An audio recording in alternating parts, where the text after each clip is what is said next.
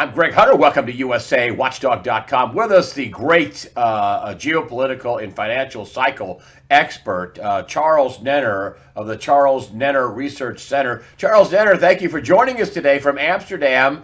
Great to have you on. Nice to be back. Well, good to have you back. It just seems really chaotic with the markets going up and down hundreds of points. I mean, you had yesterday, to Monday, you had a spread of 200-300 points in a day, up and down. Today, we're up and down, mostly down. I don't know. I mean, it's just the markets look absolutely bizarro and chaotic. You like to say, and this is a famous quote, life is lived forward, but understood backwards, which to a guy that's, you're not looking a day or two out. You're looking a year out or 6 months out. You're looking out a ways. What's going on in the market? Should we even care about these big wild swings in the markets? Well, first of all, you have to look in percentages. 100 points, 200 points seems a lot when you're at 10,000, but now you're over here, so it's maybe 1%. So I don't agree that they're wild swings. They're very normal swings.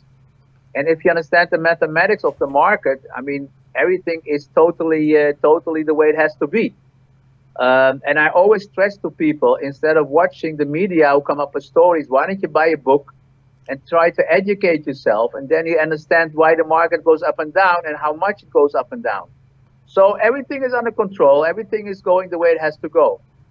You don't foresee any big market crash in the near term. You're thinking it's going to hold pretty steady. A lot of people are thinking we're going to have a big reset in the financial markets, and we're going to get a dollar gets slammed, but that the dollar looks strong, and you're not calling for a reset, at least at this point, correct?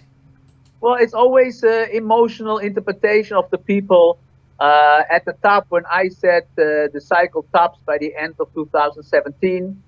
Everybody was so positive, and now everybody's negative, and we turn around, and it's always the same story. So when we, for half a year, we have pinpointing about this week's to have a major low in the dollar, and now everybody was very negative in the dollar. Even if you look at the numbers, there are agencies who know who can pick up the data of the investors, how much percentage is bullish and bearish, and you see always at the extreme.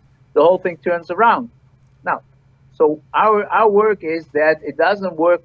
It doesn't work that it turns around in a vacuum. You know exactly when it's going to turn around. It's just, and I always repeat that, it's that the world is based on we have free will, and nobody can predict something because I have my free will.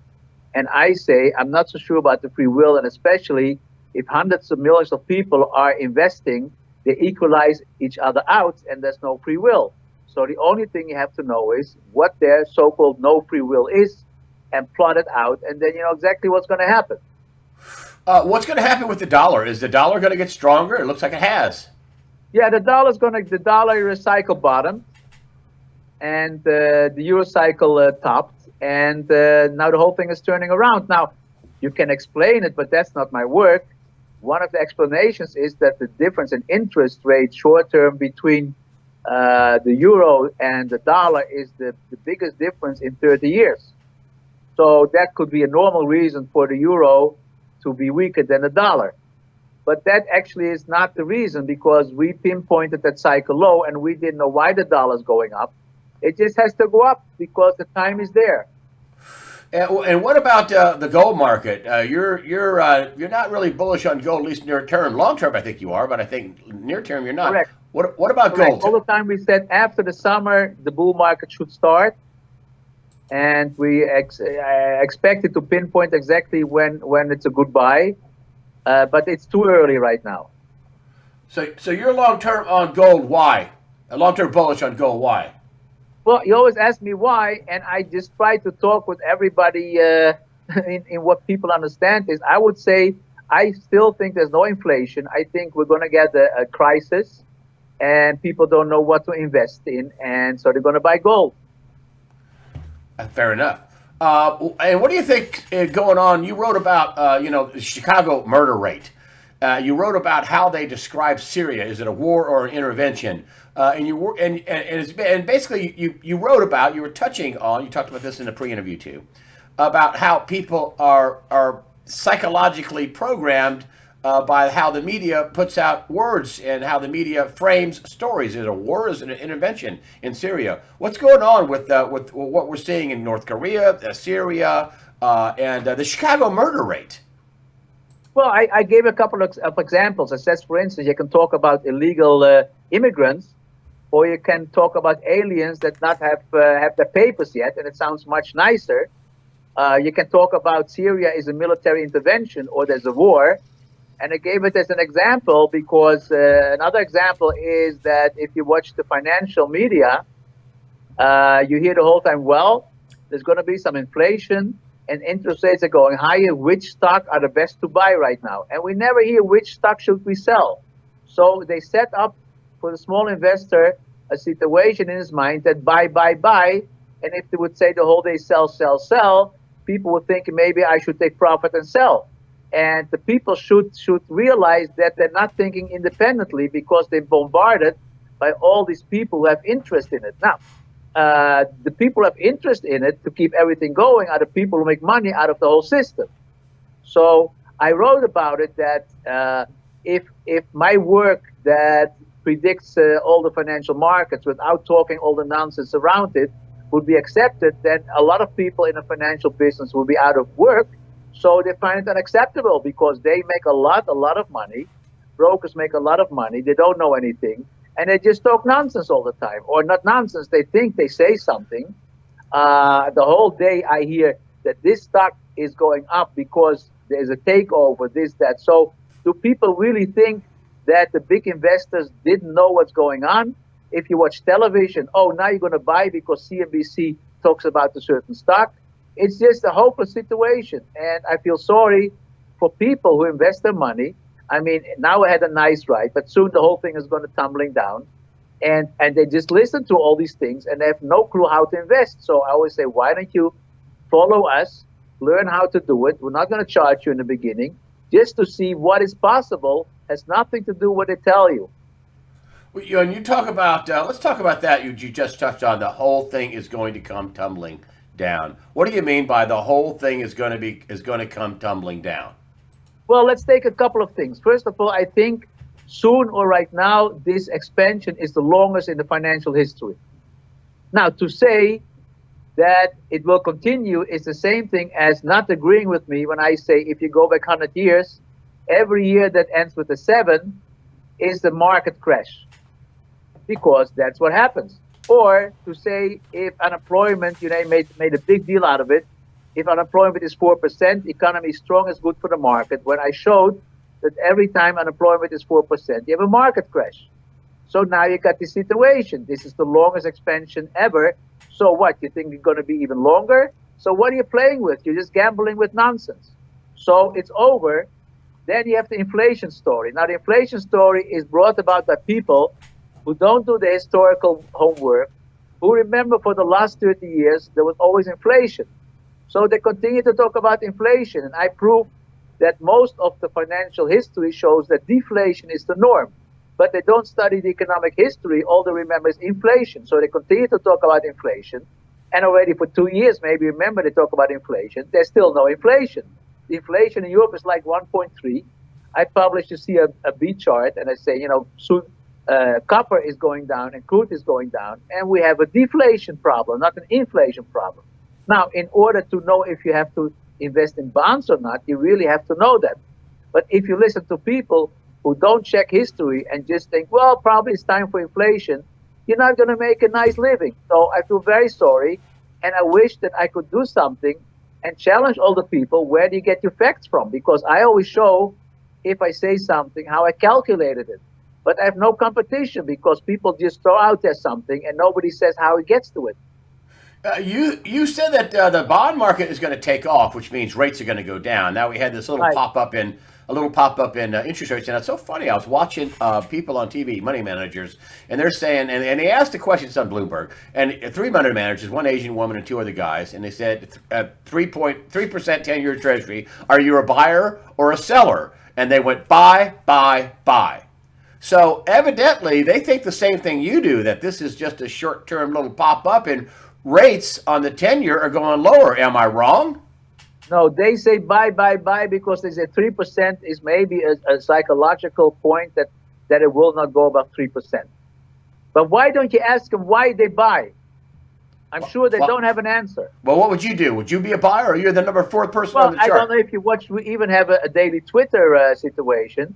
We already up 2.5 points from the low one. We covered our shorts. The long bond was around 141. Now it's almost 144. So we already covered the shorts. We went short at 173 when nobody was listening that they should sell. I wrote about it. I remember years ago when the 10-year was 4%. I says buy, just lock yourself in at 4%. Nobody wanted to do it. When the 10-year was 1.5%, I begged people also in your program. I said at least go out of bond funds, because if the bond funds go down, you don't get back your capital. If you own the bonds, you can wait. You couldn't get them out of it. Ah. So where do you think bond prices? Where do you think interest rates are going? Are they going down? The interest rates are going down. Interest rates are going down. Now you called that. So you think that? So hold on, let me get back in with you. So you said that the bond price. So in other words, we're not going to have any real big inflation. The economy is going to get into trouble. Well, you say we're not going to have big inflation. I think we could have deflation. Okay. Yeah, no, but this is again what I mean about if you say we're going to not have a lot of inflation, people listen to that and say, oh, not going to have inflation. Maybe they should prepare themselves what to do if there's deflation, because once there's deflation and they lose a lot of money, then all the pundits says, oh, there was deflation. And the Fed, who also doesn't seem to have the right models, still think, why don't we, if you listen to their conferences, why don't we have inflation? We cannot get inflation to 2%. Well, because cycle is such that whatever you do, you cannot get inflation. You had said that if you're not positioned for what's coming, and you said this about, I don't know, 6 or 8 months ago, and it seems like everything is kind of bouncing along, right? Where it is. Like you said, it's not, a couple of 100 points up and down. It's not a lot of percentage-wise in the market when you're at 24, 25,000 in Dow. But well, the stock market was down 15%, and the bond market was down 18%. That is serious business. Do you still think is your long-term goal, that the market is going to basically, you say it's over, you say that the second longest cycle, I think it's the second longest in history, not by much though, but second longest cycle in history, almost heading for the longest up cycle in history in bond market, a positive bull market, I should say, or a bull cycle. And you say we're going to have a sled ride all the way down into the year 2020 where stocks are going much lower. Is that right? Correct. Tell me about that. Explain that. I can't explain it. The cycle topped. The cycle is down until 2021. How bad will it be? Very bad. Explain. Very bad. Explain how bad is very bad. I called for Dow Jones 5,000. I still call for Dow Jones 5,000. You think it'll go down that far? Is that because of the cycles? Is that because the cycles Dow Jones 5,000? Is that because the charts just show you that it's going to go down that low? Oh my gosh, it's going to be a bloodbath. Well, it's going to be a bloodbath. But what I say is last time in the 90s when the Dow was 5,000, the world still looked okay. Should people just what would you go? What would you tell people to go if the Dow is at 5,000 in the year 2020? Where would they invest? Would they invest in just cash? Just cash. Gold? I mean, the 2 years gives you a nice rate of return. And maybe use we should have a bounce starting, I think, by the end of the week for 3 weeks or so. Let's see where you get and just take the safe side. But what happens is if we start going up, then all the pundits will come out and say, buy, buy, buy. You see, it was only temporary. And that's how it goes, that nobody sells again. And you don't see and I'll just go ahead and get in here with you. A lot of people think there's a big giant reset coming because the U.S. has all this debt. We've got this, Dr. Mark Skidmore identified $21 trillion in the DOD and housing and urban development. We got this $20 trillion cash deficit or more. We borrowed more money in the last quarter, I don't know, $480 billion than we've ever borrowed in any quarter since the 2008 recession. Do you foresee in your cycle work a big currency reset, a big debt reset coming? Well, I tell you, the last time there was really this situation was when Roosevelt was there. And Roosevelt, it was very interesting. They paid off only 25% on the dollar. because the inflation that came. Now the problem is if you know inflation, you still owe the whole money. So that's why they need urgently this inflation. So the value of the money goes down and you have to pay off less, but there's no inflation. So it is a big problem. But, you know, they can keep this going forever and forever. They can keep it going for a very long time. I don't think it's a problem. I mean, countries can just print money as long as they want. So you don't see a big debt reset coming anytime soon. You don't see the dollar tanking. You don't see a new currency. You don't see any big debt reset in your work. No, I see the dollar becoming strong again. And that's just because of the cycle work. So in other words, it'll be so. How about the Chinese yuan? I mean, I know everybody thinks that the yuan, the petro yuan, is going to displace the dollar, and the dollar will get knocked way down. You don't see any of that either, or do you? Well, you know, the big artists and the big football players, when the euro was 160, they wanted to be paid in euros. It's always temporary. Nobody's gonna, the only liquidity and the only one who can really print money is the United States. It's not gonna change. You would not. So you are dollar positive, right? And how does this help Donald Trump? Do you foresee Donald Trump, if the stock market goes down to 5,000, do you think he'll get reelected in the year 2020? Do you think are you positive on that political cycle? Well, for instance, I feel sorry for him because it's not his fault. Yeah, that's right. He walked into office with $20 trillion of debt. Go ahead. You know, it's like Clinton was lucky. The market went up. Also, Reagan was up because the cycle was up. So whatever Reagan did and went wrong, he was laughing, ha, ha, ha. And nobody cared about it. So that's a problem you have. So, of course, they're going to blame him. But we know that it's nothing to do with him. He can't help it. Do you think he'll be reelected in the year 2020? It depends how clever people are. If they continue to talk about this nonsense and not look at what he establishes and when he gets done, he probably will not get elected. But I hope at a certain moment this nonsense will stop and it will concentrate on what he achieved. You are big on the war cycle. That's one of your big things that you said that World War I and II really was one big war that just had kind of a little space between and a big body count. And you think that the war cycle is going to be even bigger this next time. Can you explain what you're seeing? It looks like they're talking. I mean, of course, the North Koreans have lied many times, but it looks like they're talking about a Nobel Peace Prize for Donald Trump. I don't know if that's going to happen or not. But then on the other side, you're looking at Syria and the attacks in Syria with our missile strike, last month or so. You're also looking at Benjamin Netanyahu basically with a big sign saying Iran lied about their nuclear deal, which I think it's a terrible deal. There's no signatures on it by the Iranians. So it really wasn't a deal. I think it was a giant fraud. How does this all play in with your war cycle, or is what I'm telling you just noise? Well, first of all, those people who talk about Nobel Prizes, why don't you ask them why Obama got the Nobel Prize? Can you tell me what did he do that he got the Nobel Prize? It was for what he was going to do in the future, and he got the Nobel Prize, and he started his drone murder program. I think 3,000 people were killed in collateral damage, but nobody talks about that. He didn't do anything. Correct. So we're just talking about total nonsense. It's an illusion what's going on in the world. So tell me about your war cycle. Tell me what you see. The war cycle has another 4 or 5 years to go. Wait. Hold on. So another 4 or 5 years to go before it hits? Before it's over. So there's a framework that is another 4 or 5 years that it's very dangerous. So we're in a very dangerous time right now. Correct. As you see, because they're everywhere, the pockets of problems in the world, almost everywhere.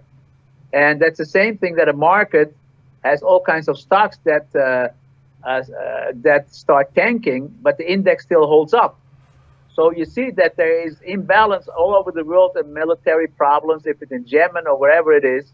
So a lot is going on until maybe, it takes a total different view. Who knows what happens if they cancel the agreement with Iran and Iran starts doing whatever they want.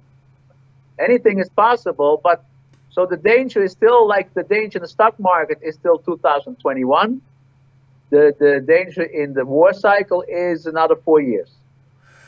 And isn't that funny how this Iran canceling the deal? They've said that they'll punish the United States if we back out of it. Merkel, I think, came over to the United States after Macron. He had a big state dinner and everything else. Merkel came over. There was nothing. And it wasn't because he snubbed her. It's because I think it was a last minute panic flight over by the Chancellor of Germany.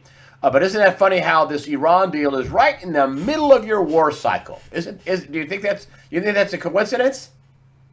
We know what's not a coincidence that the Prime Minister Merkel, I don't think she has children. Macron does have children. Rutte, who's the Prime Minister of Holland, does have children. A lot of these young guys don't have children. They don't care so much about their children. They just want to keep their name. They don't want any trouble right now. They want to be good in history. The same thing at Greenspan and all the other guys. They know the whole thing is going to collapse and the super cycle comes to an end, but not while I'm the president of the Fed. They just keep it going until they're out of office. So they have a lot of intention, not right now. And if the whole thing explodes in 10, 15 years, that's not their problem. But you're not seeing that. You're seeing the world cycle big now. And you're saying right. and you're saying the super cycle is coming to an end now. Please explain. No, there's a super cycle that is about 250 years old. And let me give you an example. Let's say you have the crash of 29. Actually, it started in 1870, but let's start in 29. You lose all the money, and you start a small business, and you don't trust the bank, so you keep the money under the mattress. And then your son takes over, and your son says, well, let's make a little more, a little more stores and so. But you have to take a loan from the bank, but you don't really like it. So you only do it when you save the money. So at a certain moment, then you gave out equity in the 50s and 60s and 70s. And then they decided, you know what? Let's not give away equity. Let's take bonds. Let's issue bonds. So then they were issuing bonds. Now, the problem is if you give out equity, then you don't go bankruptcy if you don't pay dividend. But if you cannot pay the bonds, you're in trouble. Now, this went up to over the years into the 2000s, almost to this century, when everybody was walking around, don't worry, be happy. Maybe you remember that everybody was wearing the T-shirts. And everybody took loans and loans and loans because nobody was afraid anymore. And that's how we got the crisis in the real estate market. And now, if we have a new depression or recession, we're already stuck with low interest rates. So the whole thing that they continued the economy to hold up, because they didn't want to have depressions, they don't want to have recessions, so they keep it going with all kinds of tricks, and they're out of tricks because we have low interest rates, we have no inflation, the economic expansion comes to an end, and there's nothing they can do if it turns down. So I wrote years ago, this is going to be the end of the super cycle. And you're talking right now it's going to be the end of the super. 2021, 2020 is the end of the super cycle. No, we already hit the end. We already hit the end of the super cycle. That's why. Oh, and they're trying to continue populism. it. The people with the middle income, they could have a nice life because they could have loans to take a mortgage, to have a second car. But then, because of this crisis, they couldn't get it from the banks anymore. So they're very unhappy. So they're voting in Europe and the United States for people like Trump and other people. So that's why these people come to power. It all has to do with the fact that people with the middle income didn't get any better income because they couldn't get the loans anymore that they got before. And that's the end of the super cycle. They got it going. They didn't want to be accused of creating a depression. They should have just let the economy go. And even if it broke down, start all over again. But they keep it going with all kinds of tricks. And they run out of tricks. And you're calling for a depression in the next few years. And at the end of the super cycle, which is now, you're saying that a depression is staring us right in the face. Right. And describe what that means to people, a depression staring us in the face. Well, what it means to people is that the stock market will go down. And the bond market now has a bounce. But if there's illiquidity, even if there's no inflation, and I always give the example of Europe and Greece and Italy, then rates will go up. So you lose all your money in the bond market, and the housing market will come down. And what are you going to do? I don't know which banks are going to survive or not. Look what happens to Deutsche Bank. That's not a single thing, only Deutsche Bank. Underlying, there are a lot of problems in the financial situation. And whoever doesn't have savings, and I'm from Europe, so here in Holland, where I'm sitting, that if they issue bonds, um, then 99% is taken by the Dutch people, but not the United States. So everything is very out of balance, and it's not going to hold up for long. Tell me about your book that you're writing. I thought this was fascinating. You just blurted this out in the pre-interview, and you gave a title which I love: "God and Financial Markets.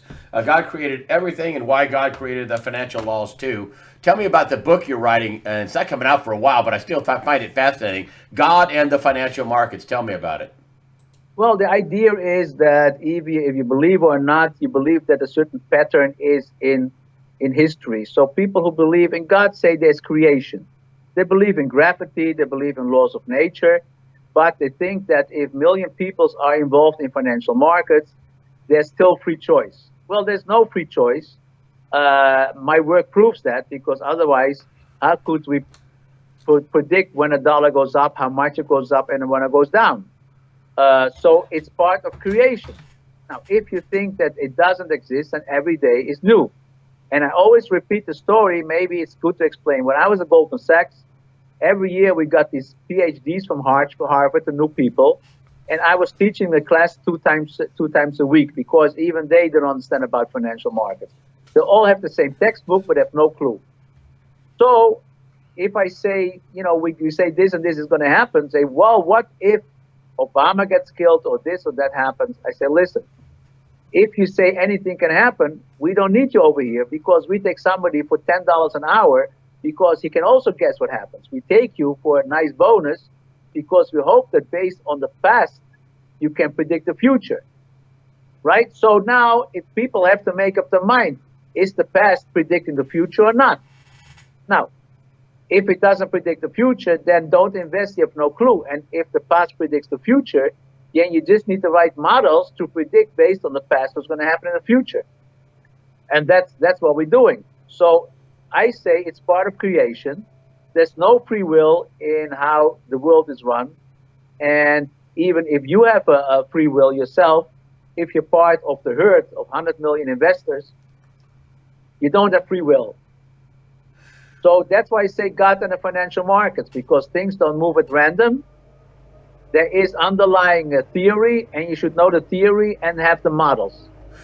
Final question: What what you're spelling out is something pretty awful. I mean, we're looking at a depression, a war cycle, and a depression all at the same time. What would you do to protect yourself? What would you invest in? Would you own your house and your car titles and some farmland, gold, silver? What would you do? What would Charles Nenner do to protect himself? Well, Charles Nenner bought houses, although it's not his thing. He's more in the financial markets, because even if it goes down, it still will go up after a couple of years. You got the house. That after 2022, things turn around again, even if it's very bad. The idea is, how are you going to survive that? And let's hope the bank, whoever, doesn't force you to sell. A lot of people, after the crash that started in 2000, they sold their stocks. And if they should cap them, so that's what I say. What happens is, okay, the market is down 15%, not so terrible. And when it's down 40%, nobody sells, because now it's too late to sell. And when it's down 80%, they take whatever they can. And then we start a whole new cycle up, and they don't have stocks anymore. So you really have to think over how this works. But that's why you have to know cycles. You have to know even a depression or market crash isn't there forever. You just have to know how low it goes and when it's over. Would you just own your stuff? I mean, you're talking about the banks forcing you to sell. Well, if you own your stuff, then you just got to pay the taxes and insurance. If you own your car, you just got to pay the taxes and the gas. I mean, the repairs. I mean, is one of the ways to survive this is to own your stuff? I guess so, yeah. You would say just try to have as little debt as possible. Yeah. Which is very hard in the United States, because nobody seems to have any extra money stored away. I mean, I have a friend, I went to see him in Miami. I said, "Oh, this is a real great kitchen. How much did it cost?" He says, "I don't know. It's $75 a month." That's the United States. Don't own anything. I got it. I got you. Own your stuff. I guess that's how we'll end this. I'm looking forward to the book, God and the Financial Markets. I know it's going to be a year. I'm sorry I kind of outed you on this, God and the Financial Markets, but I believe in God, and I think it's great. I think people are gonna want to buy it based on the title. Charles Nenner Research Center. Charles, thank you for joining us today on USAWatchdog.com. I'll put the links up. Is there any kind of a special offer? You say that you'll give away your research for a couple of weeks or a month or something like that. Is there a trial offer? Anybody who comes in through you gets it for free for a while. Okay, well, I'll put it up, and I'll put the USA Watchdog link if you just let me know, or have Jonathan send me a link for that so that people could link to it. I will certainly put it up, and also your Charles Nenner Research Center, your main site, which is some free stuff on there. Charles Nenner, thanks for fascinating. Thanks for coming on and talking with us on USAWatchdog.com. Okay, we'll see you again.